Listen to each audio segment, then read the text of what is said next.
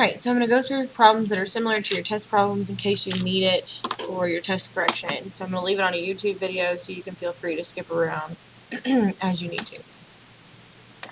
Alright, so the height above the ground of an object thrown upward from an initial height of s with an initial velocity of v feet per second is modeled by this. So he throws a baseball upward at 9 feet per second. So 9 feet per second was talking about the initial velocity, feet per second. So instead of a v, I'm going to put a 9 in my equation. So the equation was h of t is equal to negative 7 t squared plus, and again, instead of v, I'm putting a 9 t plus, where it tells me initial height of s. So he was standing on a platform 24 feet above the ground, therefore that would be the initial height. So now I'm just going to plug it in and do the quadratic formula. And I'm doing the quadratic formula because it says when it hits the ground. So I'm looking for the positive 0, which is right here. So I'm going to use my quadratic formula. Opposite b would be negative 9 plus or minus the square root of 9 squared minus 4 times a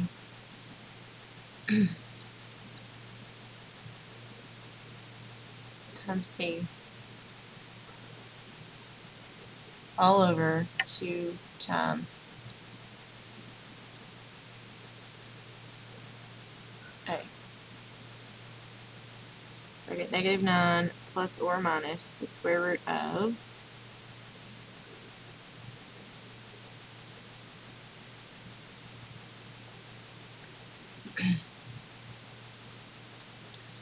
753, and then the square root of 753 is about 27.441 all over negative 14. So now I'm going to do negative 9 plus that and divide it by negative 14, and negative 9 minus that and divide it by negative 14. So when I do that, I get two answers. I get negative 1.317, and that answer doesn't make any sense because you can't have negative time. So it says to the nearest tenth of a second, so 10th place is right there. So the answer is just 2.6. Alright, number 2. What are the roots? So I can look at this and tell that I'm not going to be able to factor that because all my answers have square roots and odds in them. So I'm going to go ahead and use the quadratic formula. Whenever it says roots, solve, any of that stuff, it's looking for the quadratic formula. So x is equal to opposite b plus or minus the square root of b squared minus 4 times 1 times 12 all over 2 times 1.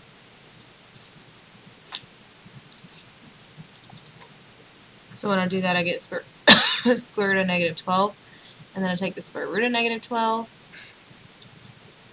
which breaks down to 2I square root of 3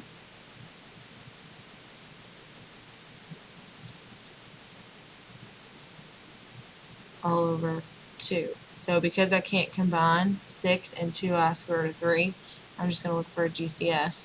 And the GCF is 2, so this becomes 3 plus or minus 1I square root of 3 all over 1, and you don't have to put any of those 1s.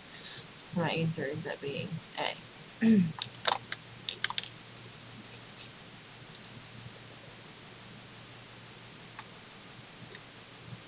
Next one, it says, what is the complex conjugate of 7 plus square root of negative 8? So first thing I need to do is figure out what is 7 plus the square root of negative 8. So I can simplify that, and that ends up being the same thing as 7 plus 2I, because it was a negative 8, square root of 2. So that's what this is. The complex conjugate, remember, is the opposite of imaginary term. And I didn't change any of these answer choices. This is the correct answer. It would have been 7.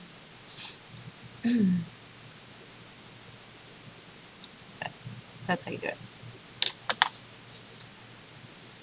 Alright, the next one.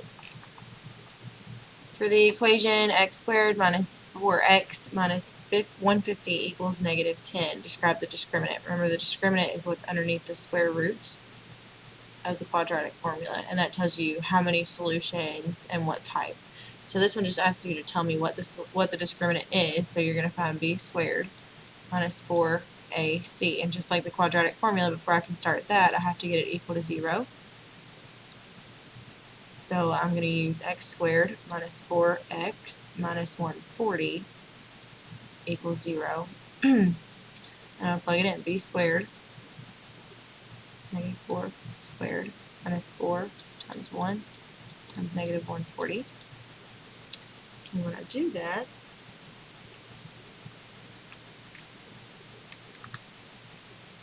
I get 576.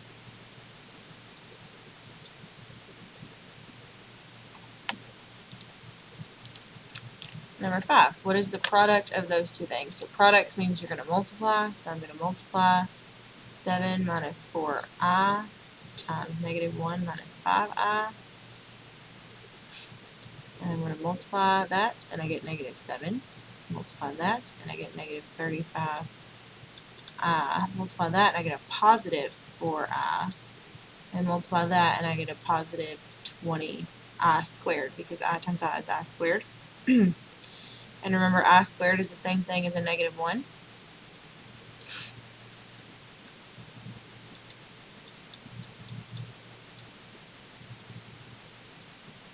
So this is actually 20 times negative 1, which is negative 20.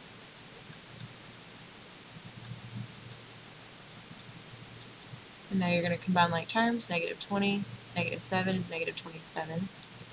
And then negative 35 plus 4 is a negative 31.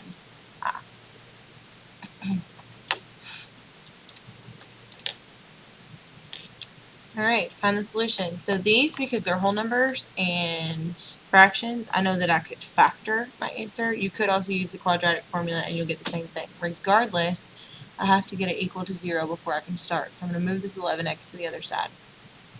When I do that, it goes in between these two because it has an x and doesn't have any like terms. So I'm going to factor. And I'm going to slide because there's no GCF, so I end up with x squared plus 11x minus 42.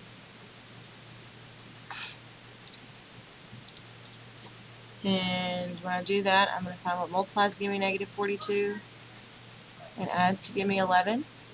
And I get 14 and negative 3. So this is x plus 14, x minus 3.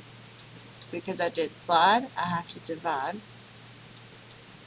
So I get x plus 2, and x minus 3 over 7 doesn't reduce. So I need to do bottoms up.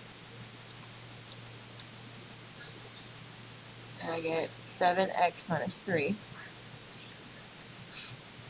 Now when I factor, you can't forget that last step where you have to set it equal to 0 and solve.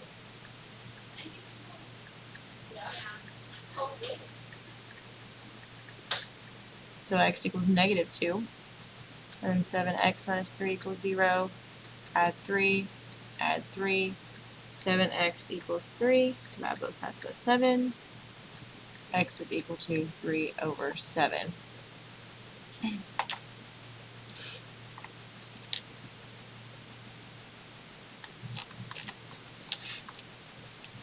Alright, what are the roots? All of these are super ugly, which means I'm going to have to do the quadratic formula again, and it's already equal to 0, so I'm going to go ahead and set that up.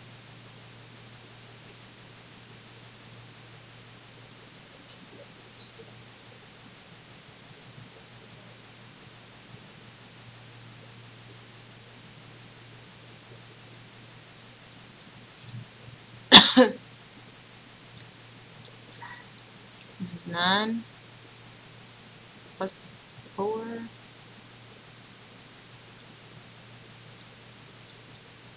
Square root of 13 doesn't break down, so my two answers, they look like they broke it apart, would be plus that and then minus that.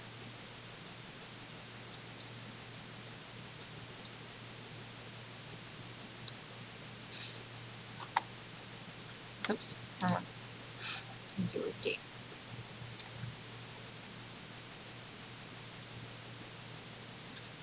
Alright, the short answer. Monty has a small herb garden that has a length 7 yards shorter than twice its width. If the area of the garden is 5 yards, what is the length of the garden to the nearest tenth of a yard? So,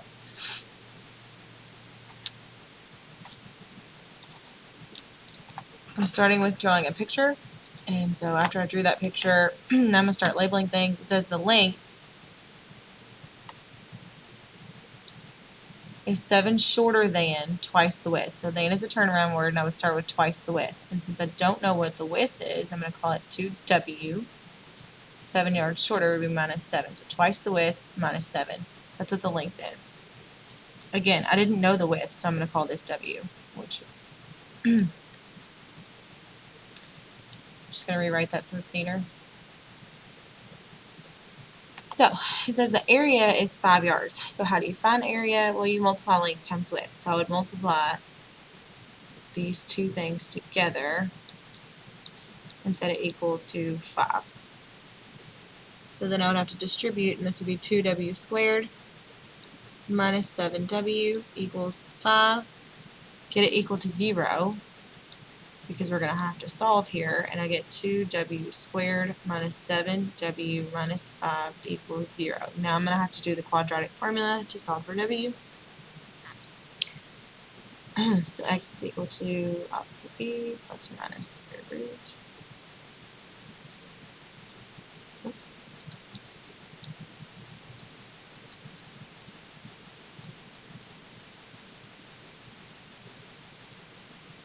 All over 2 times 2. So then I get 7 plus or minus the square root of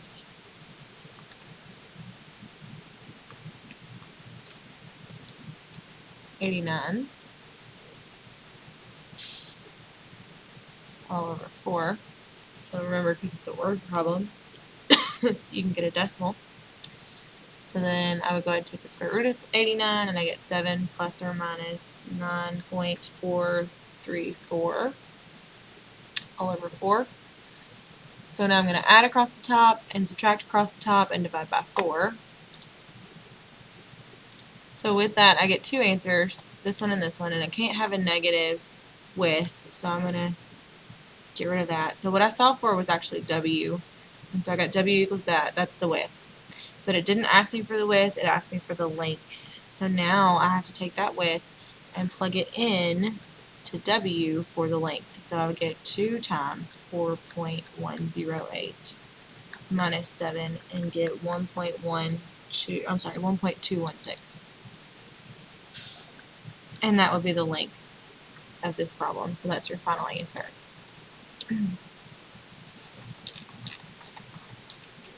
Alright, so consider these complex numbers, 4 minus I and 7 plus 3I. So the first thing it asks me to do is take R, which is 7 plus 3I, and subtract 3 times whatever Q is, which is 4 minus I. So I'm going to start with distributing negative 3 and get negative 12 plus 3I. And then combining like terms, 7 and negative 12 is negative 5. 3I plus 3I is 6I. Or Q times R would be 4 minus I times 7 plus 3I. So then I'm going to just FOIL and get 28 plus 12I minus 7I minus 3I squared. And remember, I squared is the same thing as negative 1. And negative 1 times negative 3 is a positive 3.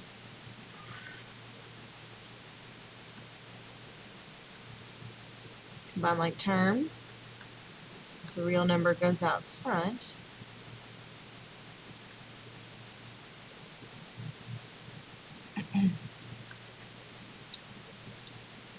and the next one, what are the zeros of the quadratic equation? So I need to get it equal to 0 before I can start.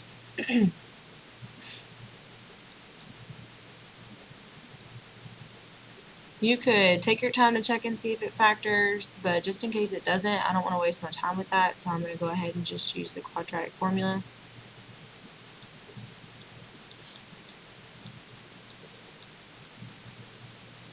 So when I do that, I get x is equal to opposite b plus or minus the square root of b squared minus 4 times a times c all over 2a.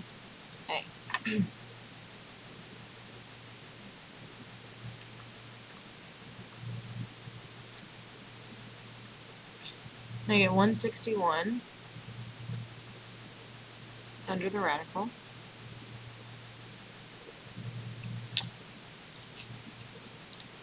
And because 161 doesn't break down, this is my final answer. You can leave it like that.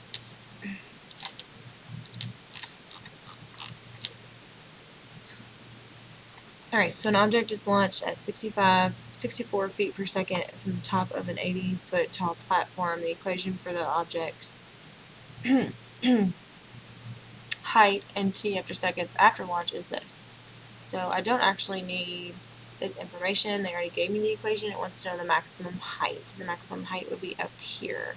So that's talking about the vertex. And the maximum height would be the actual y value because you want to know how tall that is. So in order to find the y value of the vertex, I would do opposite b over 2a. I'd have to find x first. And then plug in. So I would do negative 48 over 2 times negative 16. And I'm going to have to continue this on a second video.